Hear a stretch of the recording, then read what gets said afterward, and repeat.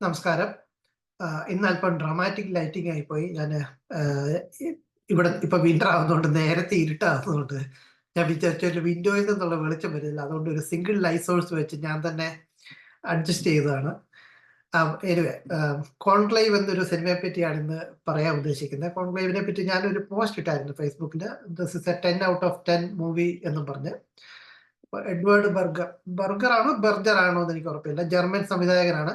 All Quiet on the Western Front എന്നൊക്കെ പറഞ്ഞ് കഴിഞ്ഞ 2 കൊല്ലം മുമ്പേ ഓസ്കാറിനൊക്കെ നോമിനേറ്റ് ചെയ്ത ഒരു ജർമ്മൻ ഫിലിം ഡയറക്ട് ചെയ്തയാള്. അയാളുടെ ലേറ്റസ്റ്റ് ഫിലിമാണ് കോൺക്ലേവ്. കോൺക്ലേവ് ഈ കത്തോലിക്ക സഭയുടെ മാർപ്പാപ്പ മരിച്ചു കഴിയുമ്പം പുതിയ മാർപ്പാപ്പയെ തെരഞ്ഞെടുക്കാൻ വേണ്ടിയുള്ള ഒരു റിച്വലിസ്റ്റിക് ഇടപാടാണ്. അതിനൊരു കർദിനാൾ എന്ന് പറയുന്ന എനിക്ക് തോന്നുന്നു മാർപ്പാപ്പയ്ക്ക് താഴെയുള്ള ആ ഒരു ചർച്ചിന്റെ ഹയറാർക്കിയില് 2ാം സ്ഥാനത്തുള്ള ആളുകളാണ് ഈ കർദിനാൾമാർ. കാർഡിനൽ എന്ന് പറയും. ഇപ്പൊ ഈ കാർഡിനലുകള് പല രാജ്യത്തു നിന്നും പല റീജിയണുകളിൽ നിന്നുള്ള കാർഡിനലുമാര് എല്ലാവരും കൂടെ റോമിൽ വന്ന് അവര് പിന്നെ സെക്വസ്റ്റർ ചെയ്യും അവർക്ക് പുറം ലോകമായിട്ട് പിന്നെ കണക്ഷൻ ഇല്ല. അവർക്ക് ഫുഡ് കഴിക്കാം, അവർക്ക് മുറിയുണ്ട്, അവിടെ പോയി താമസിക്കാം. അത് കഴിഞ്ഞ് പിറ്റേ ദിവസം രാവിലെ വോട്ടിങ്ങിന് വരണം. അങ്ങനെ മാർപ്പാപ്പയെ ഇലക്ട് ചെയ്യുന്നതുവരെ ഇവർ കണ്ടിന്യൂസ് ആയിട്ട് വോട്ട് ചെയ്തുകൊണ്ടിരിക്കും. അതിന്റെ ഇടയ്ക്ക് തീർച്ചയായിട്ടും ഇവർ തമ്മിൽ സംസാരിക്കും. തമ്മിലുള്ള പൊളിറ്റിക്സ് ഉണ്ട്, റീജിയണൽ പൊളിറ്റിക്സ് ഉണ്ട്. ഒരു ഗ്രൂപ്പിന് വേണ്ടത്ര വോട്ട് കിട്ടുന്നില്ലെങ്കിൽ അവരുടെ സപ്പോർട്ട് വേറൊരു ഗ്രൂപ്പിനെ മറിച്ച് വിൽക്കാൻ നോക്കും. ക്ലിയർ പൊളിറ്റിക്സ് എന്നൊക്കെ പറയും സംഗതിയാണ്. അപ്പം ഈ ഒരു പ്രോസസ്സിനെ പറ്റിയിട്ടാണ് ഈ സിനിമ. ഇനി കോൺക്ലേവ് തുടങ്ങുന്നത് ഫസ്റ്റ് ഓഫ് ഓൾ ബാക്കി റെസ്റ്റ് ഓഫ് ദി വീഡിയോ പറയുന്നതിന് മുമ്പേ ഒരു വാണിംഗ് തരാം. ഇതിൽ കുറെ സ്പോയിലേഴ്സ് ഉണ്ട്. അതുകൊണ്ട് സിനിമ കണ്ടിട്ടില്ലാത്തവര് സ്പോയിലേഴ്സ് പ്രശ്നമാണ് എന്നുള്ളവര് തുടർന്ന് വീഡിയോ കാണാതിരിക്കുക. എനിക്ക് തോന്നുന്നത് നമുക്ക് ഇതിനെക്കുറിച്ച് എന്തുമാത്രം അറിവുണ്ടോ അതിനനുസരിച്ച് നമുക്ക് ഈ സിനിമ കൂടുതൽ ആസ്വദിക്കാൻ പറ്റുമെന്നാണ് എനിക്ക് തോന്നുന്നത്. സെക്കൻഡ് വ്യൂവിങ്ങിൽ കുറെ കൂടി ഈ സിനിമ ആസ്വദിക്കാൻ പറ്റിയേക്കും. Once we know all the story. അപ്പം എനിവേ ഇതിലെ പ്രധാന കഥാപാത്രം റാൽഫ് ഫിയന്നസ് ആണ് അഭിനയിക്കുന്നത്. പുള്ളി ഒരു എക്സെപ്ഷണൽ ആക്ടറാണെന്ന് നമുക്ക് എല്ലാവർക്കും അറിയാം. പുള്ളിയുടെ പേര് തോമസ് ലോറൻസ് എന്നാണ്. ഒരു കാർഡിനലാണ്. ഈ കോൺക്ലേവ് റൺ ചെയ്യേണ്ട ചുമതല തോമസ് ലോറൻസിന്റെയാണ്. ഇപ്പൊ പുള്ളിയാണ് നായകൻ. പുള്ളിയാണ് ഈ കോൺക്ലേവ് നടത്തുന്നത്. പുള്ളിക്കും വോട്ട് ചെയ്യാം. പുള്ളി ഒരു സ്ഥാനാർത്ഥിയാണ്. എല്ലാ കാർഡിനലുകളും ഈ കോൺക്ലേവിലെ സ്ഥാനാർത്ഥിമാരായിരിക്കും automatically. Once you are in you become a candidate. അപ്പം എങ്ങനെ ഇതില് പല ഫാക്ഷൻസ് ഉണ്ട്. ഒന്ന് ഒരു ഇറ്റാലിയൻ കാർഡിനൽമാരുടെ ഒരു ഫാക്ഷൻ ഉണ്ട്. അവർ കുറച്ചുകൂടെ കൺസർവേറ്റീവ്, സോഷ്യൽ കൺസർവേറ്റീവ് സൈഡിലേക്കുള്ള ആളുകളാണ്. അതുപോലെ ഒരു ആഫ്രിക്കൻ കാർഡിനൽ ഒരു സ്ഥാനാർത്ഥിയായിട്ട് വരുന്നുണ്ട്. അപ്പം പുള്ളിയുടെ ഒരു ഡ്രോബാക്ക് എന്ന് പറയുന്നത്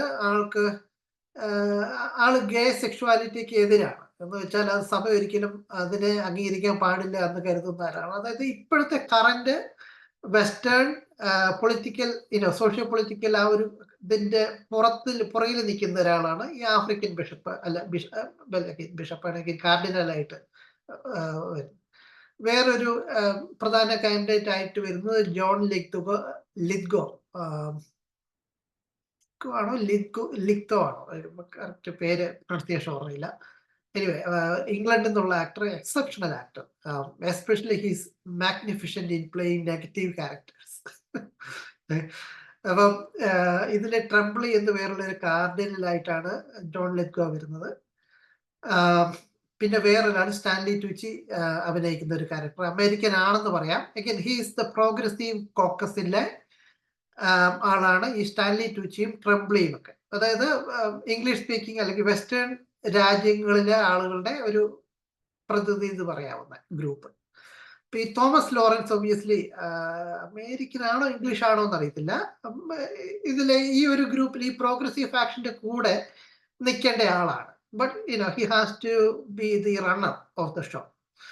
അപ്പം ആ ഒരു ഇതിൽ നിന്നാണ് തുടങ്ങുന്നത്. അപ്പൊ സിനിമ ഗ്രാജുവൽ ആയിട്ട് ഓരോ ക്യാരക്ടേഴ്സിനെ ഇൻട്രൊഡ്യൂസ് ചെയ്യും. എന്നിട്ട് ഇവരുടെ വോട്ടിങ്ങിലേക്ക് കടക്കും. അതിൽ വോട്ടിങ്ങിലെ ആളുകൾക്ക് കുറച്ച് പ്രിഫറൻസ് ഉണ്ട്. There are number of people who vote for the conservative Italian group. there is number of people voting for the Tremblay, British candidate. പിന്നെ ഈ സ്റ്റാൻലി ട്യൂച്ചിക്ക് വോട്ട് കിട്ടുന്നുണ്ട്. അപ്പൊ ഇതിന് അടുത്ത റൗണ്ട് ആകുമ്പോഴേക്കും ഇവര് റീഓർഗനൈസ് ചെയ്യും. എന്നിട്ട് പറയും സ്റ്റാൻലി ട്യൂച്ചിയുടെ ക്യാരക്ടറുകൾ പുള്ളി ജയിക്കാൻ സാധ്യതയില്ല. അപ്പൊ പുള്ളിയുടെ സപ്പോർട്ടും കൂടി ട്രംബ്ലിക്ക് കൊടുത്ത് ട്രംബ്ലിനെ സപ്പോർട്ട് ചെയ്യണം എന്നുള്ളത് ഒരു ഐഡിയ മുന്നോട്ട് വെക്കും. അപ്പം അതിനിടയ്ക്ക് അവിടെ ഉണ്ടായിരുന്ന വേറൊരു വത്തിക്കാനിൽ ഇത് നടക്കുന്ന സ്ഥലത്ത് അവിടെ ഉണ്ടായിരുന്ന ഒരാള് ഈ തോമസ് ലോറൻസിനോട് ഒരു സീക്രട്ട് പറയും. അത് മരിച്ചുപോയ ബിഷപ്പ് മരിക്കുന്നതിന് മുമ്പ് അവസാനം കണ്ടത് ട്രംബ്ലിനെയാണ്. ആ മീറ്റിങ്ങില് ബിഷപ്പ് ട്രംബ്ലിനെ കാർഡിനൽ സ്ഥാനത്ത് നിന്ന് റിസൈൻ ചെയ്യാൻ മരിച്ചുപോയ ബിഷപ്പ് ആവശ്യപ്പെട്ടിരുന്നു. പക്ഷെ ഈ മീറ്റിങ്ങിന്റെ ഡീറ്റെയിൽസ് ഒന്നും വെളി വന്നിട്ടില്ല. അത് പോപ്പിന്റെ ഡയറിയിൽ സീക്രട്ട് ആയിട്ടിരുന്നു, അല്ലെങ്കിൽ പോപ്പിന്റെ മുറിയിൽ സീക്രട്ട് ആയിട്ട് ഇരുന്നതേ ഉള്ളൂ. അത് കഴിഞ്ഞ് പോപ്പ് മരിച്ചു. അതേസമയം ഇതിന്റെ ഒരു സീക്രത്തി ട്രംബ്ലി ഉപയോഗിക്കുവാണ് എന്ന് പറയുന്നുണ്ട്. അപ്പം ട്രംബ്ലിയോട് ചോദിക്കുമ്പോൾ പറയുന്നത് അങ്ങനെ ഒരു മീറ്റിംഗ് ഉണ്ടായിരുന്നു, അത് വേറെ കാര്യത്തെ പറ്റിയായിരുന്നു, പോപ്പ് തന്നെ ഫയർ ചെയ്തിട്ടൊന്നുമില്ല. അങ്ങനെ ആ ഒരു ആർഗ്യുമെന്റ് ആണ് ട്രംബ്ലി ഇപ്പം അതായത് പ്രത്യേകിച്ച് ഇതിൽ തെളിവില്ല. ഒന്ന്, രണ്ട്, ഉള്ള തെളിവ് മറുവശം പറയേണ്ടത് ഇത് കൺഫേം ചെയ്യേണ്ടത് ആള് മരിച്ചുപോയി. അങ്ങനെ ഒരു കൺഫ്യൂഷൻ ഉണ്ട്. അപ്പം ഇതില് ട്രംബ്ലിയുടെ ക്യാരക്ടറിനെ നമുക്കൊരു നെഗറ്റീവ് ഷെയ്ഡ് നറേറ്റീവിൽ വന്നു. ഇനി അടുത്ത ആളെ വന്നു. അപ്പം ഈ ആഫ്രിക്കൻ ബിഷപ്പ് ഉണ്ട്. ഈ ആഫ്രിക്കൻ ബിഷപ്പിന്റെ വേറൊരു പ്രശ്നം, when he was young he had an affair with a none. അപ്പൊ അങ്ങനെ ഒരു കേസുണ്ട്. അപ്പൊ ഈ നണ്ണിനെ ആരോ ആഫ്രിക്കന്ന് ഈ സ്ഥലത്തേക്ക് കൊണ്ടുവന്നു. അപ്പൊ ഈ ആഫ്രിക്കൻ ബിഷപ്പ് അഡയമി എന്നാണ് പേര് പറയുന്നത്. അപ്പൊ ഇയാള് ദേഷ്യപ്പെട്ട് ഡിന്നറിന്റെ സ്ഥലത്ത് നിന്ന് ഇറങ്ങിപ്പോവുകയും അതിന് ഇയാളുടെ പ്രീവിയസ് ഹിസ്റ്ററി വെളിയിലേക്ക് വരികയും അങ്ങനെ പുള്ളിയുടെ സ്ഥാനാർത്ഥിത്വം ഏതാണ്ട് ക്വസ്റ്റ്യനിലാവാണ്. അങ്ങനെ ഇരിക്കുന്ന സമയത്ത് ഞാൻ പറയാതിരുന്ന വേറൊരു ഒരു അപ്രസക്ത ക്യാരക്ടറും കൂടെ ഉണ്ട്. ആ അപ്രസക്ത ക്യാരക്ടർ ഈ കോൺക്ലേവ് തുടങ്ങുന്നതിന് തൊട്ട് മുന്നേ വേറൊരു കാർഡിനല് വരും. അയാളുടെ പേര് ബെനീറ്റോസ് എന്നാണ്. അയാൾ മെക്സിക്കനാണ്. പക്ഷെ അയാൾ കാബൂളിലെ ബിഷപ്പാണ്. അപ്പം കാബൂളിലെ സഭയുണ്ടെന്ന് പോലും ആർക്കും അറിയില്ല. കാരണം ഇവിടെ താലിബാനാണ് ഭരിക്കുന്നത്. സഭയുണ്ടെങ്കിൽ തന്നെ അവർക്ക് രഹസ്യമായിട്ട് വർക്ക് ചെയ്യാൻ പറ്റുള്ളൂ. അപ്പൊ ഇതുപോലെ രഹസ്യമായിട്ട് ഇങ്ങനെ കാബൂളിൽ വർക്ക് ചെയ്യുന്ന ഒരു കാർഡിനലാണ്. പുള്ളി കാർഡിനലാണെന്ന് പ്രൂഫൊന്നുമില്ല. അത് വേറൊരു പണ്ടത്തെ മരിച്ചുപോയ പോപ്പ് അപ്പോയിന്റ് ചെയ്തതാണ്. പിന്നെ വേറെ കുറച്ച് ഡോക്യുമെന്റ്സ് ഒക്കെ ഉണ്ട്. അതല്ലാതെ വേറെ ആർക്കും പുള്ളിനെ അറിയത്തില്ല. കാരണം ഹാസ് ടു ബി സീക്രട്ട്. പുള്ളിയുടെ മിഷൻ തന്നെ സീക്രട്ടീവ് ആണ്. അതുകൊണ്ട് പുള്ളിയുടെ ഐഡന്റിറ്റി വെളിവിടാൻ പാടില്ല. അപ്പൊ അതുകൊണ്ട് സഭയിലെ വേറെ ആർക്കും അറിയത്തില്ല പുള്ളി കാർഡിനലാണെന്നുള്ളത്. ഏതായാലും തോമസ് ലോറൻസ് ഇയാളെ കാർഡിനൽ ഈ കോൺക്ലേവിലേക്ക് എടുക്കുന്നുണ്ട്. അപ്പൊ ഈ ആഫ്രിക്കൻ ബിഷപ്പ്, പിന്നെ ഇതുപോലെ ട്രംബ്ലിയുടെ കേസ്, അങ്ങനെ ഓരോരുത്തരും എന്താണ് ഇനഫ് സപ്പോർട്ട് ഇല്ലാതെ കാൻഡിഡേറ്റ്സ് പിൻവലിക്കുന്ന ഒരു സാഹചര്യത്തില് ഈ ബെനീറ്റസ് എന്നുള്ള കാൻഡിഡേറ്റ് ഉയർന്നു വരുവാണ്. അപ്പൊ അതിനിടയ്ക്ക് ഈ മറ്റേ എന്താണ് Thomas Lawrence is going through a lot of struggle himself. അപ്പം ഭയങ്കര ഇൻട്രസ്റ്റിംഗ് ആൻഡ് റിച്ച് ക്യാരക്ടറൈസേഷൻ ആണ്. ഒന്ന് പുള്ളിക്ക് ക്രൈസിസ് ഓഫ് ഫെയ്ത്ത് ഉണ്ട്. അപ്പൊ പുള്ളി ഇതുപോലെ ഇത്രയും വലിയ ഒരു സഭയുടെ 2000 കൊല്ലം പഴക്കമുള്ള ഒരു ആചാരം നിർവഹിക്കുന്ന ഒരാള്, അയാൾക്ക് സഭയെ സംബന്ധിച്ച് വിശ്വാസക്കുറവുണ്ട്. അയാൾക്ക് ദൈവവിശ്വാസക്കുറവാണെന്നല്ല പറയുന്നത്, മറിച്ച് സഭയിലുള്ള വിശ്വാസം അയാൾക്ക് നഷ്ടപ്പെട്ടുകൊണ്ടിരിക്കുന്നു. പുള്ളിക്ക് കാർഡിനൽ സ്ഥാനം റിസൈൻ ചെയ്തിട്ട് വേറൊരു മൊണാസ്ട്രിയിലേക്ക് പോകണം എന്നുള്ളതാണ് പുള്ളിയുടെ ആഗ്രഹം. That's his need. ഹിസ് നീഡിന്റെ വെർബലൈസേഷൻ. പുള്ളിയുടെ നീഡ് ശരിക്ക് സഭയുടെ ഈ ഒരു പൊളിറ്റിക്കൽ അല്ലെങ്കിൽ ഈ ഒരു ഇൻസ്റ്റിറ്റ്യൂഷണൽ നേച്ചറിൽ നിന്നും അകന്ന് മാറണം എന്നുള്ളതാണ് പുള്ളിയുടെ നീഡ്. പുള്ളിയുടെ വാണ്ട് ഈ ഒരു കോൺക്ലേവ് ഡീസന്റ് ആയിട്ട് നടക്കണം, കൃത്യമായിട്ട് നടന്നു പോകണം. അതിനു വേണ്ടിയിട്ടാണ് പുള്ളി ഇത് ശ്രമിക്കുന്നത്. പുള്ളിയുടെ ആക്ഷൻസ് എല്ലാം ഈ വാണ്ട് സാറ്റിസ്ഫൈ ചെയ്യാൻ വേണ്ടിയാണ്. ഞാൻ പറഞ്ഞ ഈ കൊമേഴ്സ്യൽ സിനിമ എഴുതുമ്പോൾ ഉള്ള ഫോർമുല ഇതാണ്. ചിലർക്ക് എതിർപ്പ് തോന്നും. അതായത് ഒരു ആർട്ട് വർക്ക് ആകുമ്പോൾ ഇങ്ങനെയാണോ ചിന്തിക്കേണ്ടത്, ഇങ്ങനെ ഒരു ടെംപ്ലേറ്റിലാണോ നമ്മുടെ സിനിമയെ കുറിച്ച് ചിന്തിക്കേണ്ടത്? അത് വേറൊരു വിഷയമാണ്. അതായത് നമ്മള് ഓസു അല്ലെങ്കിൽ കുറോസാവ അല്ലെങ്കിൽ മറ്റേ അടൂര് അങ്ങനത്തെ ആളുകളുടെ സിനിമ, അല്ലെങ്കിൽ നമ്മൾ എന്താണ് ഈ കോണ്ടംപ്ലേറ്റീവ് സിനിമ, അല്ലെങ്കിൽ ആർട്ട് സിനിമ, അല്ലെങ്കിൽ പോൾസൈഡ് പറയുന്ന film that make you lean in to it, ആ ടൈപ്പ് സിനിമകൾ വേറെ, film that lean in to you, ആ സിനിമകൾ വേറെ. അപ്പൊ ഈ രണ്ട് സിനിമകളെ രണ്ട് ട്രഡീഷനിലുള്ള സിനിമകളെ രണ്ടായിട്ട് കരുതിയിട്ടൊക്കെയാണ് ഇതിന്റെ ഉള്ള ഒരു ട്രഡീഷൻ്റെ ഉള്ളിൽ നിന്നിട്ടാണ് ഞാനിത് പറയുന്നത്. അതായത് talking about films that lean in to you. അതിന്റെ കട്ടിങ് കൊണ്ടും അതിന്റെ ശബ്ദം അല്ലെങ്കിൽ മിസ്സാൻസീൻ ഇതിന്റെയൊക്കെ ഉപയോഗം കൊണ്ടും നമ്മളിലേക്ക് ലീൻ ചെയ്യുന്ന ആ ഒരു ട്രഡീഷനിലുള്ള സിനിമകളുടെ കാര്യമാണ് ഞാൻ പറയുന്നത്. ഇപ്പം ഈ കോൺക്ലേവ് അങ്ങനത്തെ ഒരു സിനിമയാണ്. So you know we have to look at the efficacy of narration. അത് എങ്ങനെ ഈ ഗ്രേറ്റ്നെസ് അച്ചീവ് ചെയ്യാമെന്നുള്ളതാണ് നോക്കുന്നത്. അതാണ് ഈ ഒരു മോഡിൽ ഫിലിം പ്രാക്ടീസ് ചെയ്യുന്ന എല്ലാവരുടെയും ആഗ്രഹ ഉദ്ദേശം അതാണ്. How do you achieve that? അപ്പൊ അതിന് കുറെ സ്റ്റെപ്പുകളുണ്ട്. വേണമെങ്കിൽ ആ സ്റ്റെപ്പുകളെ കുറിച്ച് പിന്നീട് ഞാൻ പറയാം. Not that I have walked the step, but നമുക്കിത് കുറെ ആലോചിക്കുകയും കുറെ നമ്മൾ സിനിമ കാണുകയൊക്കെ ചെയ്യുമ്പോൾ നമുക്ക് ഇതിനെ പറ്റി ഒരു കൺസെപ്ഷ്യൽ ആയിട്ടുള്ള ഐഡിയ ബിൽഡ് ചെയ്യാം. അതായത് not that we can achieve greatness, just that we can logically understand how to reach there. So ഈ സിനിമ അതുപോലെ എത്തിയ ഒരു സിനിമയാണെന്നാണ് ഞാൻ കരുതുന്നതിനുള്ള റീസണിങ് ആണ് ഞാൻ പറയുന്നത്. അപ്പം ഒന്ന് ഈ പറയുന്ന പോലെ ക്യാരക്ടർ, വെൽ ഡിഫൈൻഡ് ക്യാരക്ടർ ഉണ്ട്. He has A want and he has A need. ഇനി അയാൾക്ക് കൃത്യമായി ഒരു ആർക്കുണ്ട് ഈ തോമസ് ലോറൻസ് ഉള്ള ക്യാരക്ടറിന്. ബാക്കിയുള്ള ക്യാരക്ടേഴ്സ് ഒക്കെ പെരിഫറലാണ്. അവർക്കും സ്റ്റോറിയിൽ അവർക്ക് ട്രാൻസിഷൻസ് ഉണ്ട്. എങ്കിൽ പോലും ഈ തോമസ് ലോറൻസിന്റെ ക്യാരക്ടറാണ് ഇതിൽ പ്രധാനം. ഇപ്പം ഫോക്കസ് ഓൺ ഹിം. ഇപ്പൊ പുള്ളിയുടെ ആർക്കാണ് സിനിമയെ ഷേപ്പ് ചെയ്യുന്നത്. ഓക്കെ. ഇനി അതുപോലെ ഈ തോമസ് ലോറൻസ് ഒരു നീഡിൽ തുടങ്ങുവാണ്. He want to go away from church. അപ്പൊ അത് കുറച്ച് സമയം കഴിയുമ്പോൾ പുള്ളിക്ക് മനസ്സിലാവുകയാണ് ഈ മത്സരിക്കുന്ന സ്ഥാനാർത്ഥികൾ ആരും തന്നെ ഈ സഭയെ മുന്നോട്ട് നീക്കാൻ മാത്രം പ്രാപ്തി ഉള്ളവരാണെന്ന് അയാൾക്ക് തോന്നുന്നില്ല. അപ്പൊ അതുകൊണ്ട് he thinks he want to be. അതായത് പുള്ളിയുടെ ആ ഒരു ഇതിന്റെ ഇന്റൻഷനെ ഫുള്ള് റിവേഴ്സ് ചെയ്തു. അതിന് ക്യാരക്ടർ ഇൻവേർഷൻ എന്ന് പറയും. അത് ഗോഡ് ഫാദറിലൊക്കെ ഉണ്ട്. ഗോഡ് ഫാദറിൽ മൈക്കലിന്റെ ആദ്യത്തെ ആഗ്രഹം ഈ ഫാമിലി മാഫിയ ബിസിനസ്സിൽ നിന്നൊക്കെ മാറി ഒരു ഇൻഡിപെൻഡന്റ് മൈക്കിളാവുക എന്നുള്ളതാണ്. അതിന് കൊർലിയോണിക്ക് വെടി കിട്ടുകയും പിന്നെ ഇയാൾ അപകടത്തിലാവുകയൊക്കെ ചെയ്യുന്ന ഒരു സാഹചര്യത്തിലാണ് he want to take over and he want to become the new godfather. പുള്ളിയുടെ ഗോൾ അവിടെ റിവേഴ്സ് ചെയ്യുവാണ്. അത് ക്യാരക്ടർ ഇൻവേർഷൻ എന്ന് പറയും. ഞാൻ എക്സാമ്പിൾ എടുത്ത ഗോഡ് ഫാദർ ആണ്, which is a great movie. ഈ ഗ്രേറ്റ്നെസ് അച്ചീവ് ചെയ്യാൻ വേണ്ടിയുള്ള ആ റെസിപ്പിയിലെ കാര്യങ്ങളാണ് ഞാൻ ഈ പറയുന്നത്. ക്യാരക്ടറിന്റെ ആർക്ക് പറഞ്ഞു, ഗോൾ ഇൻവേർഷൻ പറഞ്ഞു, അല്ലെ ക്യാരക്ടർ ഇൻവേർഷൻ പറഞ്ഞു, നീഡ് പറഞ്ഞു, വാണ്ട് പറഞ്ഞു. അപ്പം തോമസിന്റെ വാണ്ടും നീഡും രണ്ടും പറഞ്ഞു. പിന്നെ ഇയാളുടെ ആർക്ക്, അതായത് ചേഞ്ചിനെ പറ്റി പറഞ്ഞു.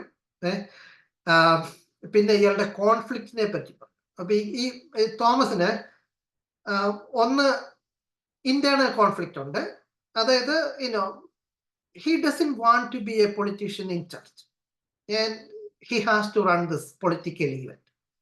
അതാണ് പുള്ളിയുടെ ആദ്യത്തെ ഇന്റേണൽ ക്രൈസിസ്, ഇന്റേണൽ കോൺഫ്ലിക്റ്റ് എന്ന് പറയുന്നത്. അപ്പൊ അതായത് പുള്ളിക്ക് തീർത്തും ഇഷ്ടമുള്ള ഒരു സംഗതി അല്ല പുള്ളി ചെയ്യാൻ നിർബന്ധിക്കപ്പെടും. രണ്ടാമത്തത് ഈ പറയുന്ന സാഹചര്യങ്ങളുടെ കോൺഫ്ലിക്റ്റ് ആണ്. ഒന്ന് ഈ തോമസ് അറിയുന്ന കുറെ രഹസ്യങ്ങളുണ്ട്. ഈ കാര്യങ്ങൾ ഇയാൾക്ക് കൂടെയുള്ള ആളുകളോട് പറയാൻ പറ്റില്ല. അത് പല രീതിയിൽ വരുന്നുണ്ട്. വൺസ് ഒരു സ്ത്രീ ഒരു നണ്ണിനോട് ഇങ്ങനെ അവരുടെ രഹസ്യം അറിയാൻ വേണ്ടി ഇയാൾ കുമ്പസാരിക്കാൻ പറയും അവരോട്. അപ്പൊ ഇയാൾ കുമ്പസാര രഹസ്യം പോലാണ് ഈ കഥ കേൾക്കുന്നത്. ഈ കഥ ഇയാൾക്ക് വേറൊരാളോട് പറയാൻ പറ്റില്ല. കാരണം പുള്ളിക്ക് ഈ കുമ്പസാരത്തിന്റെ ഓത്തുണ്ട്. കുമ്പസാരത്തിൽ കേട്ട രഹസ്യം വേറൊരാളോട് പറയാൻ പാടില്ല. അപ്പൊ അതുകൊണ്ട് അതായത് ഈ സാഹചര്യങ്ങള് ഇയാൾ ചെയ്യുവാണെങ്കിൽ ഇയാളുടെ ലക്ഷ്യങ്ങളൊക്കെ ഈസി ആയിട്ട് നേടിയെടുക്കാൻ പറ്റുന്ന ഒരു സാഹചര്യം ഇയാൾക്കുണ്ട്. പക്ഷെ സാഹചര്യങ്ങൾ ഇയാളെ പ്രിവെന്റ് ചെയ്യും. അത് വേറൊരു കോൺഫ്ലിക്റ്റ്. പിന്നെ ഇന്റർ പേഴ്സണൽ കോൺഫ്ലിക്റ്റ്, അതായത് ഒരേ ഗ്രൂപ്പിലും മറ്റു ഗ്രൂപ്പിലുള്ള വ്യക്തികൾ തമ്മിലുള്ള കോൺഫ്ലിക്റ്റ്. പിന്നെ പുള്ളിയുടെ ഇന്റൻഷനെ ആളുകൾ തെറ്റിദ്ധരിക്കുന്നത് കൊണ്ടുള്ള കോൺഫ്ലിക്റ്റ്. അങ്ങനെ ഹിസ് എ റിച്ച് ക്യാരക്ടർ. അപ്പം സാധാരണ 1 ലെവൽ ഓഫ് കോൺഫ്ലിക്റ്റ് ഒക്കെയാണ് ക്യാരക്ടേഴ്സിന് എഴുതാറുള്ളത്. ഇതിൽ 3 or 4 ഡിഫറെന്റ് ടൈപ്പ് ഓഫ് കോൺഫ്ലിക്റ്റുകൾ ഈ ഒരു ക്യാരക്ടറിന് എഴുതിയിട്ടുണ്ട്. Magnificent writing, that's another thing. ഇനി അത് ഇതിന്റെ ഈ ക്യാരക്ടറൈസേഷൻ, ഈ ആർക്ക്, ഈ കാര്യങ്ങളൊക്കെ കഴിഞ്ഞിട്ട് എനിക്ക് ഇതിന്റെ ഏറ്റവും ടോപ്പ് ലെയറിൽ ഞാൻ കാണുന്നത് തീം എന്ന സംഗതിയാണ്. അപ്പം തീം ഒരു ആറ്റിക്കുറിക്കിയ മെസ്സേജാണ് സിനിമയുടെ. അപ്പൊ ഇതിന്റെ അകത്ത് തോമസ് പറയുന്ന കോൺക്ലേവ് തുടങ്ങുന്ന സമയത്ത് തോമസ് ലോറൻസ് നടത്തുന്ന ഒരു പ്രസംഗമുണ്ട്. അത് സർട്ടനിറ്റിയെ പറ്റിയാണ്. അത് തീർപ്പ് എന്ന് പറയുന്നത്. അപ്പം അയാൾ പറയുന്നത് the greatest sin is certainty. Even Christ was uncertain at the time of his death on the 9th hour of the cross. അതായത് യേശു ക്രിസ്തു മരിക്കുന്ന സമയത്ത് എന്റെ ദൈവമേ എന്തുകൊണ്ട് നീ എന്നെ ഉപേക്ഷിച്ചു എന്ന് കരഞ്ഞുകൊണ്ടാണ് മരിക്കുന്നത്. അതായത് ക്രിസ്തുവിന്റെ പോലും, അതായത് ഇവൻ നമ്മൾ ക്രിസ്തു ദൈവപുത്രനാണെന്ന് വിശ്വസിക്കുകയാണെങ്കിൽ ദൈവപുത്രന്റെ പോലും ദൈവവിശ്വാസം ചോദ്യം ചെയ്യപ്പെട്ടു എന്നുള്ള രീതിയിലാണ് ദാറ്റ്സ് അൺസർട്ടനിറ്റി. അപ്പം certainty is the enemy of unity എന്നൊക്കെയാണ് ആ സ്പീച്ച് പോകുന്നത്. It's A magnificent speech. ആ സ്പീച്ച് കഴിഞ്ഞിട്ട് തോമസ് ലോറൻസ് സ്ലോ മോഷനിൽ നടന്നു പോകുന്ന ഒരു ഷോട്ടുണ്ട്. ഈ സിനിമയിൽ അധികവും സ്റ്റാറ്റിക് ഷോട്ടുകളാണ്. അപ്പം സ്റ്റാറ്റിക് ഷോട്ടുകളിൽ കൂടി ഇത് ബിൽഡ് ചെയ്തിട്ട് ഒരു 10-45 മിനിറ്റ് ആകുമ്പോഴാണ് ഈ പ്രസംഗം വരുന്നത്. ഈ പ്രസംഗം കഴിഞ്ഞിട്ട് ഇയാൾ നടക്കുമ്പം ക്യാമറ മൂവ് ചെയ്യാം. അതായത് നമ്മൾ ഒരു സെൽഫ് ഇമ്പോസിഷൻ അടിച്ചേൽപ്പിച്ചിട്ട്, ഒരു ലിമിറ്റേഷൻ അടിച്ചേൽപ്പിച്ചിട്ട്, ഒരു റൂള് അടിച്ചേൽപ്പിച്ചിട്ട് ആ റൂള് ബ്രേക്ക് ചെയ്യുവാണ്. ആ റൂള് ബ്രേക്ക് ചെയ്യുന്നതിന്റെ പവറാണ് ആ ക്യാമറ മൂവ് ചെയ്യുമ്പം നമ്മൾ തിയേറ്ററിൽ കാണുവാണെങ്കിൽ ഇത് ശരിക്കും എക്സ്പീരിയൻസ് ചെയ്യാൻ പറ്റും. ടി വിയിൽ കണ്ട അത്ര എക്സ്പീരിയൻസ് വരില്ലായിരിക്കും. എന്നാലും ദിസ് ഇസ് ദ പോയിന്റ്. അപ്പം ഈ ഫിലിം മേക്കർ ഇതുപോലെ ഒരു റൂള്, സ്റ്റാറ്റിക് ഷോട്ടുകൾ എന്നുള്ള ഒരു റൂള് സെൽഫ് ഇമ്പോസ് ചെയ്തിട്ട് ആ റൂള് ബ്രേക്ക് ചെയ്ത് അതിന്റെ പവർ ഉപയോഗിക്കുന്ന ആളാണ്. അത് പണ്ട് ഓസുവും ബ്രസനും ഒക്കെ ചെയ്ത പോലെ. അതായത് even though this is the film that lead in to you, മറ്റേ ടൈപ്പ്, അതായത് ലീൻ അവേ ഫ്രം ആ ടൈപ്പ് സിനിമകളിൽ നിന്നുള്ള ടെക്നിക്ക് ഇവിടെ നാരേറ്റീവിൽ യൂസ് ചെയ്യുവാണ്. To evoke an emotion. ഇനി അതുപോലെ തന്നെ ഇതിൻ്റെ അകത്ത് തീമിന്റെ ഐഡിയ പറഞ്ഞു, ഐഡിയ അബൌട്ട് സർട്ടനിറ്റി. അതായത് certainty is the enemy of unity, certainty is the greatest sin. അതാണ് ഈ സിനിമയുടെ തീം എന്ന് പറയുന്നത്. ഇനി ഞാൻ ഇതിന്റെ ക്ലൈമാക്സിലേക്ക് വരുവാണ്. അപ്പൊ ക്ലൈമാക്സില് ഏറ്റവും അധികം വോട്ട് കിട്ടുന്ന ക്യാരക്ടർ ബെനിറ്റോസ് എന്ന, അതായത് ഈ കാബൂൾ ബിഷപ്പായിട്ട് വന്ന ആ ക്യാരക്ടറാണ് അവസാനം വോട്ടിങ്ങിൽ ജയിക്കുന്നത്. അപ്പം അതിനിടയ്ക്ക് ആർഗ്യുമെന്റ് ഉണ്ടാവുകയും ഈ കൺസർവേറ്റീവ് ഫാക്ഷൻ പിന്മാറി അതിനൊക്കെ ഭയങ്കര ഡ്രാമാറ്റിക് ആയിട്ടുള്ള ഒരു ഈവന്റ് ഒക്കെ ഉണ്ട്. ഒന്ന് തോമസ് ലോറൻസ് തന്റെ തന്നെ പേരെഴുതി വോട്ട് ചെയ്യാൻ പോകുന്ന ഒരു സാഹചര്യം വരും. പുള്ളി ഡീൻ ആയതുകൊണ്ട് പുള്ളിയാണ് ആദ്യം വോട്ട് ചെയ്യുന്നത്. പുള്ളി വോട്ട് ചെയ്ത ഉടനെ ഈ വലിയ ബിൽഡിങ്ങിന്റെ മച്ചിൽ നിന്ന് എന്തോ ഒരു സാധനം താഴോട്ട് വീഴുകയും kind of feel like, oh, maybe some people might think that God is sending a symbol or something. ആ രീതിയിലൊക്കെ ഇന്റർപ്രറ്റ് ചെയ്യുന്ന രീതിയിൽ ഒരു സൗണ്ട് ഡിസൈനും ഒക്കെ ആയിട്ട് ഒരു സീനൊക്കെ ഉണ്ട്. ഭയങ്കര രസമുള്ള സീനാണ്. അപ്പം അത് ശരിക്കും ഈ വത്തിക്കാനിൽ കോൺക്ലേവ് നടക്കുമ്പോൾ റോമിൽ എന്തോ ടെററിസ്റ്റ് അറ്റാക്ക് നടക്കുന്നുണ്ടായിരുന്നു. Since the cardinals are secluded, they don't know what is going on. അത് ഇപ്പൊ ഇവരുടെ മച്ചിൽ തന്നെ റോക്കറ്റ് അങ്ങനെ എന്തോ വന്ന് വീണ് കഴിയുമ്പോൾ ഇത് പൊട്ടുകയൊക്കെ ചെയ്ത് ഒരു പ്രശ്നം ഉണ്ടായി കഴിയുമ്പം they happen to know there is a terrorist attack going on. അപ്പം അത് ഈ കൺസർവേറ്റീവ് ഫാക്ഷൻ ഉപയോഗിക്കുകയും അവർക്കെതിരെ സംസാരിച്ചുകൊണ്ടാണ് ബെനീറ്റസ് ശ്രദ്ധയിലേക്ക് വരുന്നത്. അങ്ങനെയാണ് അവസാനം ബെനീറ്റസ് ജയിക്കുന്നത്. അപ്പം ഇനി ബെനീറ്റസ് ജയിച്ചു കഴിഞ്ഞ് അയാള് പോപ്പായി തെരഞ്ഞെടുക്കാൻ പോവാണ്. അപ്പൊ പുള്ളി പറയുന്ന പുള്ളിയുടെ പേര്, ഇവര് പോപ്പാകുമ്പോ അവരോട് ഏത് പേരിൽ അറിയപ്പെടണം എന്ന് ചോദിക്കും. അപ്പൊ ജോൺ പോള്, ഫ്രാൻസിസ്, അങ്ങനെ പല പോപ്പുകളെ നമ്മൾ കണ്ടിട്ടുണ്ട്. ഇയാൾ പറയും പോപ്പ് ഇന്നസെന്റ് ആകണം എന്ന് പറയും. അപ്പം അങ്ങനെ ഇയാൾ പോപ്പ് ഇന്നസെന്റ് ആയിട്ട് ഇയാളെ തീരുമാനിക്കാൻ പോവാണ്. ആ സമയത്ത് ഒരു ഡോക്ടർ, അവിടുത്തെ ഒരു ക്ലർക്ക് ഒരാള് ഈ തോമസ് ലോറൻസിനെ വന്ന് കാണും. വേറൊരു രഹസ്യം. അത് ഈ ബെനീറ്റസ് കാബൂളിൽ നിന്ന് വരുന്ന വഴി സ്വിറ്റ്സർലൻഡിൽ ഇറങ്ങിയായിരുന്നു. അവിടെ എന്തോ മെഡിക്കൽ പ്രൊസീജിയർ ഉണ്ടായിരുന്നു. അതിന്റെ ഡീറ്റെയിൽസ് ആണ്. ആ മെഡിക്കൽ പ്രൊസീജിയർ അണ്ടാശയം നീക്കം ചെയ്യാൻ വേണ്ടിയുള്ള ഒരു പ്രൊസീജിയറാണ്. അപ്പം അതായത് ഇവര് പോപ്പായിട്ട് ഇലക്ട് ചെയ്തയാള് he was born with ovary, അതായത് ഗർഭപാത്രത്തോടു കൂടി അയാൾ ജനിച്ചത്. അയാൾ പുരുഷനാണ്. പുരുഷനായിട്ടാണ് അയാൾ സ്വയം കരുതിയിരുന്നത്. പുരുഷനായിട്ടാണ് അയാളെ എല്ലാവരും മനസ്സിലാക്കിയിരുന്നതല്ല. പക്ഷെ അയാൾക്ക് ഈ പറയുന്ന ഗർഭപാത്രമുണ്ട്. അപ്പം ദാറ്റ് ക്യാൻ ഹാപ്പൻ. അപ്പൊ അതൊരു അതായത് ഫെമിനിൻ സൈഡ് എന്ന് ചുരുക്കം. ഗർഭപാത്രം ബേസിസ് ഓഫ് ഫെമിനിറ്റി. അപ്പം ഇയാൾക്കൊരു ഫെമിനിൻ സൈഡ് ഉണ്ട് എന്ന് ചുരുക്കം. അതായത് he's a trans person by definition. Now ഈ കാത്തലിക് ചർച്ച് ഇതൊരു വലിയൊരു മസ്കുലിൻ ഇൻസ്റ്റിറ്റ്യൂഷൻ ആണെന്ന് നമുക്കറിയാം. ഈവൻ ദോ സഭയ്ക്കുള്ളിൽ നിന്നുള്ള കമ്മ്യൂണിക്കേഷൻസും ഡയലോഗുകളൊക്കെ പറയുന്നത് സഭ ക്രിസ്തുവിന്റെ മണവാട്ടിയാണെന്ന്. ഇവൻ ഫെമിനിൻ സിമ്പിൾ ആയിട്ട് പറയുമെങ്കിൽ പോലും ഇറ്റ്സ് വെരി മസ്കുലിൻ. അതായത് ഇത് സ്ത്രീകൾക്ക് സഭയിൽ അങ്ങനെ റോളില്ല. സഭയുടെ നടത്തിപ്പോ അല്ലെങ്കിൽ ഇതുവരെയുള്ള ബിഷപ്പ് കൂതാശകൾ പരിക്രമം ചെയ്യാന്ന് പറയും. സാക്രമെന്റ്സ് നടത്താൻ അധികാരമുള്ളവർക്ക് പുരുഷന്മാർക്ക് മാത്രമാണ്. അപ്പം അങ്ങനെ ഇറ്റ്സ് എ മസ്കുലിൻ ഇൻസ്റ്റിറ്റ്യൂഷൻ. അപ്പൊ ഇതിന്റെ തലപ്പത്തേക്ക് സെലക്ട് ചെയ്യപ്പെട്ട ആൾ ഒരു ട്രാൻസ് പേഴ്സൺ ആണെന്ന് വരും. അപ്പൊ ഇതാണ് ഇതിലെ ഒരു ഇത്. അപ്പം it's questioning Thomas Lawrence's ideas about certainty.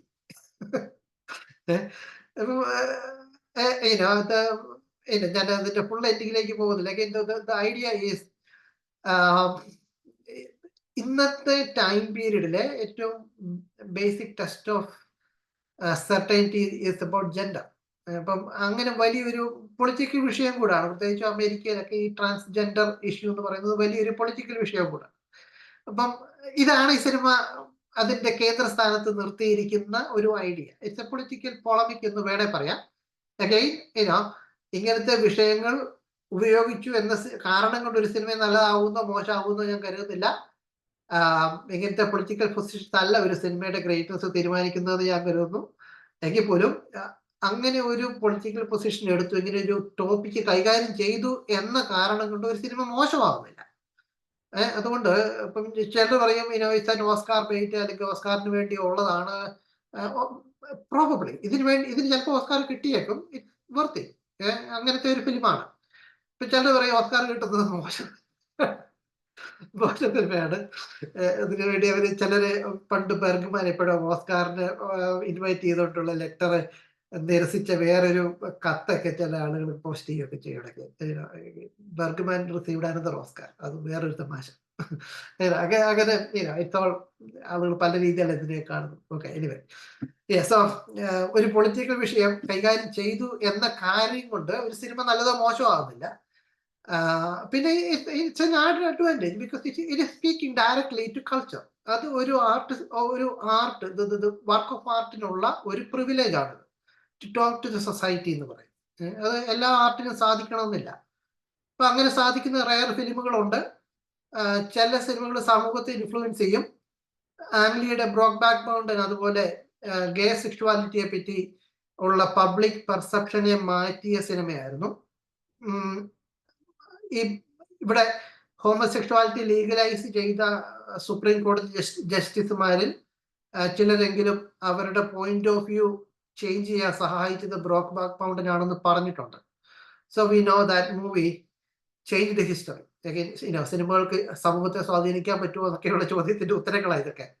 Sometimes they can. Anyway, അപ്പം ഈ മൂവി ഇതിൽ കോൺക്ലേവിലേക്ക് വന്നാല് ഇത് എന്തുകൊണ്ട് ഈ cinema why I consider it a great movie എന്നുള്ളതിന്റെ ഒരു ജസ്റ്റിഫിക്കേഷൻ ആണ് ഞാനിപ്പം ഇത്രയും പറഞ്ഞത്. ഇനി ചെറിയ ഇതിന്റെയൊക്കെ ആവശ്യമുണ്ടോ? ഇത് വളരെ സബ്ജക്റ്റീവായിട്ട് പറയാവുന്നുള്ളൂ. നിങ്ങൾക്കൊരു സിനിമ ഇഷ്ടപ്പെട്ടാൽ ഓക്കെ, ഗ്രേറ്റ്. ഓർ നമുക്കൊരു സിനിമ ഇഷ്ടപ്പെട്ടില്ലെങ്കിൽ അങ്ങനെ ആ ഒരു രീതിയിലല്ല ഞാൻ കാണുന്നത്. അത് ഇഷ്ടപ്പെടുന്നതും ഗ്രേറ്റ്നെസ്സും വ്യത്യാസമാണ്. ഒരു സിനിമ ഗ്രേറ്റ് മൂവി ആയതുകൊണ്ട് എനിക്ക് ഇഷ്ടപ്പെടണമെന്നില്ല. ഫോർ എക്സാമ്പിൾ എനിക്ക് ഫെല്ലിനിയുടെ സിനിമകൾ ഇഷ്ടമില്ല. I know they are great movies, but somehow I don't enjoy them. Okay, so there is a difference. Jacques സ്റ്റാറ്റിയുടെ സിനിമകൾ ഗ്രേറ്റ് ആണെന്ന് അറിയാം. അതേസമയം അതിന്റെ പ്രോപ്പർ സെറ്റിംഗിൽ കണ്ടല്ലാത്ത അത് വർക്കാവില്ല. അങ്ങനെയാണ് അത്. ഈ അതേസമയം എനിക്ക് വളരെ ഇഷ്ടമുള്ള ചില സിനിമകളുണ്ട്. I know they are not great, but they are fun. It's a, what's the difference between fun and great? Well, great movie is art. That is a quote. Correct. Exact quote ഞാൻ മറന്നുപോയി. But anyway, I can write that sometime. Anyway, so ഞാൻ പറഞ്ഞു വരുന്നത് ഇഷ്ടം എന്നുള്ളത് വ്യത്യാസമുണ്ട്, greatness എന്നുള്ളത് വ്യത്യാസമുണ്ട്. That's a different criteria for that. ഗോദാർദിന്റെ ഒക്കെ സിനിമകള് ഗ്രേറ്റ് ആണെന്ന് അറിയാം, പക്ഷെ നമുക്ക് പേഴ്സണലി അത്ര ഒരു ഇഷ്ടം തോന്നുന്നില്ല. അതേസമയം നമുക്ക് വളരെ ഇഷ്ടപ്പെട്ട ചില സിനിമകൾ അത്ര ഗ്രേറ്റ് ആവണമെന്നില്ല. ഇറ്റ്സ് ഈ ഒരു രണ്ട് പെർസ്പെക്റ്റീവിൽ ഈ ഒരു ഡൈക്കോട്ടമി ഉണ്ട്. ആ ഒരു ഡൈക്കോട്ടമി വെച്ചിട്ട് ഇതിന്റെ അകത്തുനിന്ന് ഒന്നെന്നാണ് ഞാൻ പറയുന്നത്. ഗ്രേറ്റ്നെസ് എന്നുള്ളൊരു ക്രൈറ്റീരിയ അതിനെക്കുറിച്ച് വേണമെങ്കിൽ വേറൊരു വീഡിയോ തരാം. I really loved Coldplay. Not that I don't like it or love it. It is there, but on top of that, I think it is great. അതാണ് it's about evaluation. Evaluation ഒരു complicated topic ആണ്. അതിനെ കുറിച്ചും ഒരു video ചെയ്യണമെന്ന് കരുതുന്നു. Anyway, thank you for watching and see you again.